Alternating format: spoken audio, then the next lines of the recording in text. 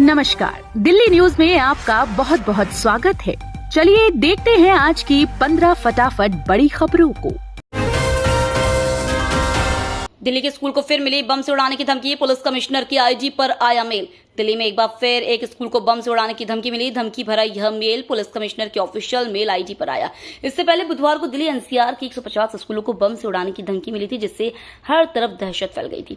Delhi police commissioner Sanjay Arora की official mail ID पर यह धमकी भरा मेल आया। धमकी के बाद पुलिस ने तत्काल जांच की, जिसमें यह एक हॉक्स कॉल निकली। अमित शाह के एडिटेड वीडियो मामले में पहली गिरफ्तारी। केंद्रीय गृह मंत्री अमित शाह के डीप फेक वीडियो मामले में दिल्ली पुलिस ने पहली गिरफ्तारी की है। अरुण रेड्डी को पुलिस ने तेलंगाना से अरेस्ट किया है। पुलिस के मुताबिक अरुण रेड्डी स्पिरिट ऑफ कांग्रेस के नाम से सोशल मीडिया पर अकाउंट चला रहा था और अमित शाह के एडिटेड वीडियो को पोस्ट किया था। अरविंद केजरीवाल की जमानत पर सुप्रीम कोर्ट की बड़ी टिप्पणी, कहा कर सकते हैं विचार। दिल्ली एक्साइज पॉलिसी स्कैम मामले में जेल में बंद दिल्ली के मुख्यमंत्री अरविंद केजरीवाल ने अपनी गिरफ्तारी के खिलाफ सुप्रीम कोर्ट में याचिका दायर की हुई है। इस मामले में शुक्रवार को जितनी सुनवाई हुई वह केजरीवाल के लिए कई मायनों में राहत देने वाली रही। सुप्रीम कोर्ट की 2 जजों की बेंच ने मामले में ईडी और केजरीवाल के वकील की दलीलें सुनने के बाद कहा कि वह चुनाव को देखते हुए केजरीवाल की अंतरिम जमानत पर विचार कर सकते हैं। हालांकि इस पर मंगलवार को ही कोई फैसला होगा। राहुल गांधी रायबरेली से लड़ेंगे चुनाव, अमेठी से किशोरी लाल शर्मा को मिला टिकट। रायबरेली सीट से राहुल गांधी चुनावी मैदान में होंगे। रायबरेली सीट पर नामांकन दाखिल करने की आखिरी तारीख 3 मई को थी। ये पहली बार है जब राहुल गांधी रायबरेली सीट से चुनावी मैदान में होंगे। रायबरेली सीट पर बीजेपी ने दिनेश प्रताप सिंह को चुनावी मैदान में उतारा है। वहीं अमेठी की सीट पर कांग्रेस ने किशोरी लाल शर्मा को चुनावी मैदान में उतारा है। अमेठी सीट पर बीजेपी की ओर से स्मृति ईरानी मैदान में है। पहली बार भारत से खौफजदा होकर यूएन में इस तरह फूट फूट कर रोया पाकिस्तान। कभी आतंकियों के दम पर भारत को बात बात में गीदड़ भपकी देने वाला पाकिस्तान मोदी राज में इस कदर खौफजदा हो गया है कि वह संयुक्त राष्ट्र में अजीबोगरीब शिकायतें करने पहुंच गया। भारत के खिलाफ शिकायतों की लंबी लिस्ट लिए पाकिस्तान को यूएन में गिड़गिड़ाते हुए और रोने के अंदाज में शिकायतें करते देखकर आप भी हैरान रह जाएंगे। इस बार पाकिस्तान की शिकायतें भी अजब गजब की थी। पीएम मोदी की सरकार से पाकिस्तान इतना डरा और घबराया हुआ है, यूएन में पहली बार देखा। हाईकोर्ट ने मनीष सिसोदिया को दी गुड न्यूज, पूरी कर दी यह बड़ी डिमांड। दिल्ली हाईकोर्ट ने पूर्व उप मुख्यमंत्री मनीष सिसोदिया की जमानत याचिका पर सुनवाई करते हुए उन्हें बड़ी राहत दी है। कोर्ट ने उन्हें हफ्ते में एक बार उनकी पत्नी से मिलने की इजाजत दे दी है। कोर्ट ने कहा है कि सिसोदिया हिरासत में हफ्ते में एक बार पत्नी से मिल सकेंगे। कोर्ट ने उनकी जमानत की मांग पर ईडी और सीबीआई को नोटिस जारी कर उनसे जवाब भी मांगा है। कोर्ट अब इस मामले में अगली सुनवाई 8 मई को करेगा। मनीष सिसोदिया कथित शराब घोटाले से जुड़े मनी लॉन्ड्रिंग मामले में 1 साल से ज्यादा समय से जेल में बंद है।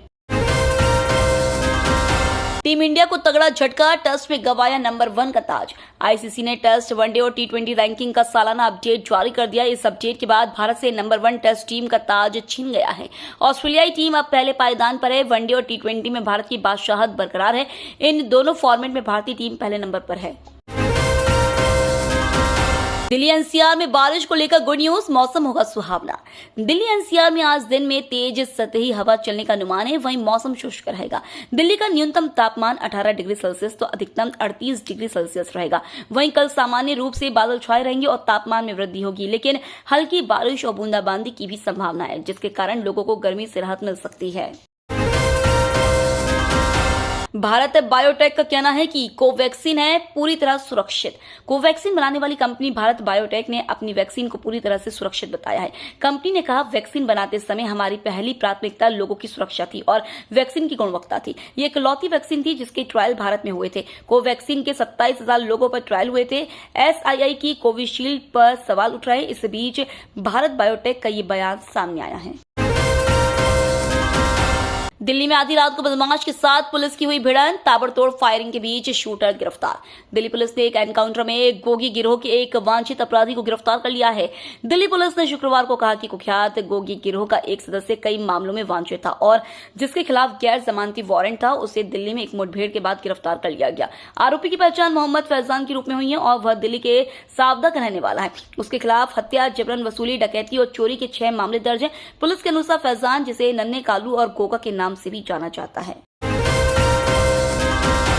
अब सभी मसाला बनाने वाली फैक्ट्रियों का होगा निरीक्षण। संबंधित एजेंसी ने दिया आदेश। MDH और एवरेस्ट मसाले में कीटनाशी मिलने की खबर से तो आप अवगत होंगे ही।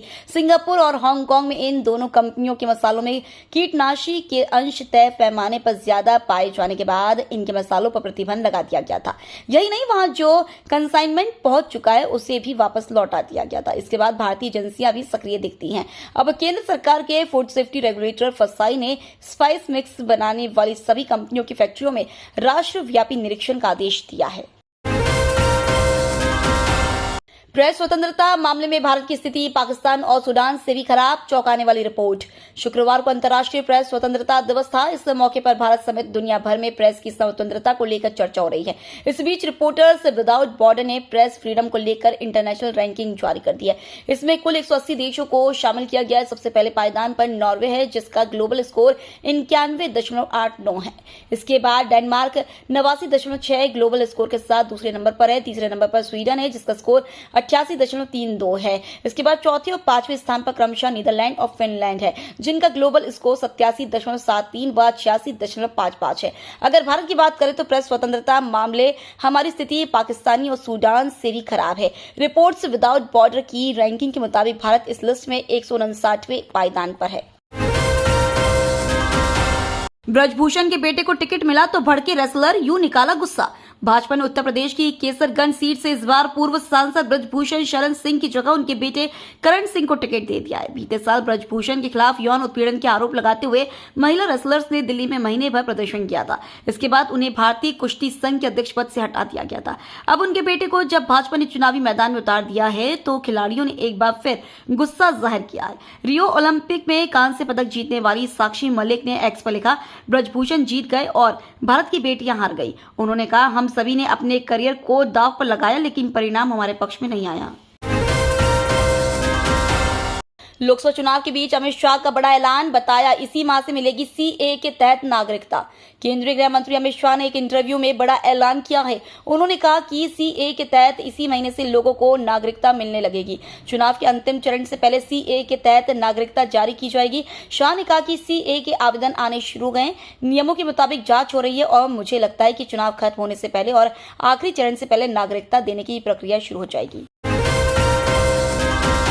भारत के जासूस दुनिया भर में फैले, अमेरिकी मीडिया के दावे के बाद खौफ में पाकिस्तान।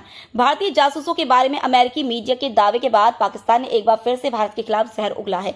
पाकिस्तान विदेश मंत्रालय की प्रवक्ता मुमताज जहरा बलूच ने भारत के ऊपर पाकिस्तान के अंदर पाकिस्तानी नागरिकों की हत्या करने का आरोप लगाया है। बलूच ने कहा कि पाकिस्तान ने देश के अंदर आतंकी हमलों के साथ साथ पाकिस्तानी जमीन पर पाकिस्तानी नागरिकों की हत्याओं में भारतीय एजेंटों के शामिल होने का ठोस सबूत दिया है। पाकिस्तानी प्रवक्ता ने ऑस्ट्रेलिया में एक कथित जासूसी नेटवर्क और अमेरिका मीडिया में खालिस्तानी आतंकी की हत्या की कथित साजिश दावे को लेकर पूछे गए एक सवाल के जवाब में ये आरोप लगाए।